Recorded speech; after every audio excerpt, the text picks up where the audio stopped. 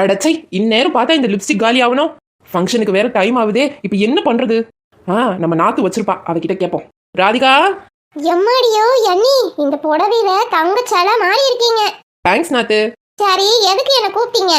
அது ஒண்ணும் இல்ல ராதிகா, லிப்ஸ்டிக் காலி ஆயிடுச்சு, நீ வச்சிருப்பல, கொஞ்சம் எடுத்துட்டு வந்து தாயேன். இதோ கொண்டாரேன்.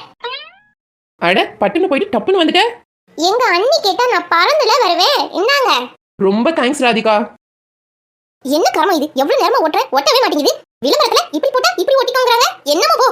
எம்மா, என்ன பண்ணிக்கிட்டு இருக்க? ஏடி, எங்க இருந்து வாங்கிட்டு வந்த அந்த பசைய? ஒட்டவே மாட்டேங்குது. ஐயோ அம்மா, தப்பு நடந்துருச்சு.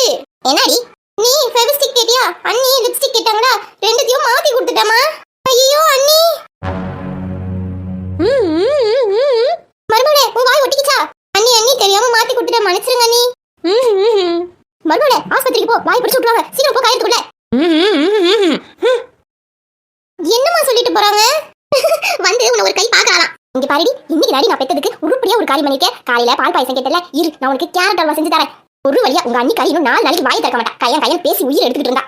எம்மாடி, நான் இல்ல. மர்மோளே,